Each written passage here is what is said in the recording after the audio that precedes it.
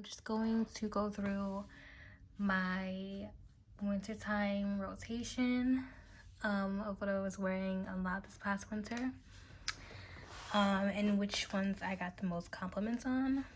So, okay, so I will say I think the perfume that I wore the most this past winter would probably be Ebony Wood by Zara. And this was actually a newer edition. I think I purchased this in, I want to say January or February. I think January. Yeah, so it was on one of the last months of winter, and it was definitely my most worn. I would also say that this one was my most complimented as well.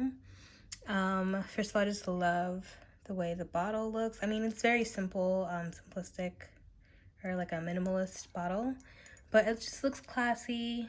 I don't know. I like the little textured cover here, I guess. And this huge bottle was only $30. So, I mean, you can't beat the price. It lasts all day long and it smells absolutely amazing. Literally every time I wore this, I got a compliment. I mean, the hype was super real this past winter with this this whole line of Zara perfumes.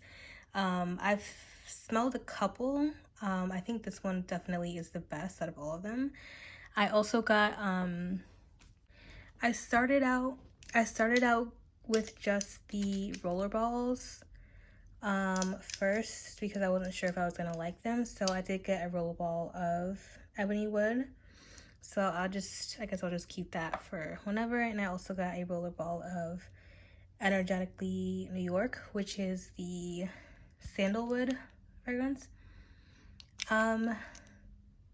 This one smells very, very crisp and clean. And honestly, like when I smelled it, it kind of just reminded me of a doctor's office. Just like a really crisp, kind of like sharper, woody scent. I guess that's just the nature of sandalwood. I chose not to get the full size of this, so I think I will actually be decluttering this and putting it on my Mercari. So, my second most worn out of the winter time, or this past winter, would definitely have to be Roberto Cavalli Deep Desire. Oh my gosh, this bottle is gorgeous. Like, I just love, I feel like it just fits in my hand really good. So to me, this is my dupe for Tom Ford Lost Cherry. Oh my god, it just smells amazing. It literally smells like maraschino cherries with like a nice kind of like earthy, woody undertone to it. I can't recall the notes right now, but it literally smells like cherry liqueur with like a nice like earthy kind of woody undertone that gives it a little more depth and kind of like grounds the sweetness of the cherries, because the cherry in here is very, very, very juicy. Like, it's very prominent, very juicy, very out there. I feel like this is definitely like a grown woman, like a grown and sexy cherry scent, and I absolutely love it. It's so yummy. And I've been wearing this honestly non-stop. It's been between this one and Ebony Wood the most. Okay, so another one that I've been wearing quite often. I mean, I feel like this perfume is going to be in all of my videos, no matter what the season, because this is, to me, this is a perfect year-round scent. It's definitely one of my favorites in my entire collection. This one is Alien Fusion. This perfume is very out there, I feel, but I feel like the amber really rounds it out. I feel like this perfume is just really well made. It's not too sweet, it's not too young feeling, it's sexy. and you can really just wear it year round. If you are a fan of ginger, you will love Alien Fusion. Yeah, this is one of my favorites in my entire collection. And another one that I was wearing quite a bit, probably every single winter and fall, will be Marc Jacobs Decadence. Oh my god, this is just a beautiful ambery vanilla. It just smells so sexy and so warm. This vanilla, I wouldn't say this vanilla is like, this isn't like a gourmand type of vanilla. Actually, I don't even know if this has vanilla. I don't even think Decadence has vanilla in it. I think this is mostly an amber scent. It's just, I would describe this as like a unique, sexy, warm amber scent. There's definitely some other notes in there. I can't recall them right now off the top of my head, but this will always be like something that I'll keep in my collection and reach for during the winter and fall months. So another one that I was wearing a good amount of times would be Angel O Croisier. To me, in my opinion, this is a year-round fragrance because the patchouli in here is very, very strong. It's not very, very strong, I shouldn't say that.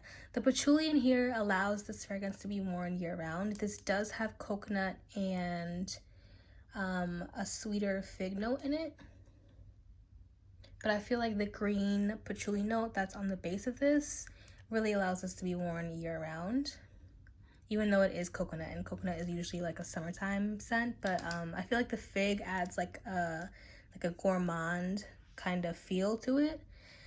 So yeah, I wear this one. I wore this one in the winter. I think it smells great. I love it. I actually don't know if I will wear this in the dead of the heat because the patchouli note on the base can get like kind of strong depending on how much you spray. So I don't know, for me this is more of like a spring, fall, and maybe a winter scent. And let's see, so let's talk about Delina. So I bought Delina at the beginning of the winter. I think in October I purchased Delina. This is Delina exclusive, so this is the more smokier version of it. This smells absolutely amazing. The only thing I will say, I didn't expect this to be as powdery as it is. I've mentioned so many times how I'm not a fan of like super duper powdery scents, and this 100% is like a powder bomb. I will say that this is definitely the best smelling powdery scent that I've ever like put my nose on, for sure. But nevertheless, it definitely does remind me of like a really expensive luxury baby powder. Now I did end up ordering a travel size of the original Delina. I actually wore it the other day, and I love the way the original Delina smells. It smells very similar to Delina exclusive, obviously, but it doesn't have that really strong incense note, and it's more on the, like, it has like a juicier vibe to it. Definitely like a juicy, fruitier vibe to it. But there still is some type of like musky smokiness on the undertone to it. Just not as strong as it is on exclusive. Yeah, but I thought that I was for sure going to like Delina exclusive more, but it turns out actually much prefer Delina. The thing is, it's so freaking strong that I honestly don't think I need a full-size bottle of it. Like, with the price, like this travel size will probably last me a very long time just because of how strong this perfume is. Like, you literally need like 1/4 of a spritz and you will smell up the entire room, and you'll smell like this for like 2 days straight off of like the littlest tiny half spritz of this. with that being said, I will be decluttering this and selling this on my Mercari. So if you are interested in getting a Delina exclusive, then check out my Mercari. Okay, I think we only have 2 more. Okay, so let's talk about Haute Couture. This perfume was all over the place this past couple of months. I've seen it in everyone's video. So this is the Eau de Toilette version. So I will say that I was vibing with this when I first got it. But then as I kept wearing it, I realized it was something, I don't know if it's the orange blossom or one of the fruit notes in here, but one of the fruit notes turns very, very, very sour on me. Like after a couple of hours, it just turns really, really sour. Like it smells like sour fruit. I don't mind the smoky or the incense note in this at all. It's just that, like, that one sour fruit note. I will say if I dare overspray this even a little bit, this does give me a headache, unfortunately. So I'm most likely gonna end up selling this because I can't wear perfumes that give me a headache. So yeah. Okay, so this last one I got mostly as a layering perfume. I ordered this off of Amazon. This is vanilla. Can you see? It like blends in with my skin. This is Vanilla Musk by Coty. This does not last long at all. This lasts pretty much the same as a body spray. I basically got this to layer over Prada Candy Night to just sweeten it up a little bit, because Prada Candy Night can get very, very dark and kind of a little bit polarizing with a dark chocolate note in here. So that one, this vanilla smells really good. It's kind of a simple vanilla. It kind of reminds me, if you guys have ever used Moroccan oil hair products, this literally smells like Moroccan oil, like conditioner and hair oil, if you guys have ever smelled that hairline before. So I don't think I talked about Prada Candy Night. So this was another one that I wore quite a bit. I got this at the beginning of the winter. This dark chocolate is so good in here. This is sexy. This has like so much uniqueness to it. Like I've never smelled a chocolate perfume that smells like this. It just smells so like decadent and grown and sexy. Like this definitely is not for the faint of heart. I will say this kind of is a softer wearing scent. I wouldn't say this creates like a super long reaching cloud around you. It wears a little bit closer to your body. I wouldn't say it's a skin scent, but it does wear a little bit closer, which I think actually I think actually that it goes well with the scent profile of this perfume, because I feel like with the way this smells, if it was super powerhouse, this would definitely be like a polarizing type of scent. But I feel like because it wears a lot softer, you can get away with wearing it to a lot more places, if that makes sense. And the bottle is like super pretty.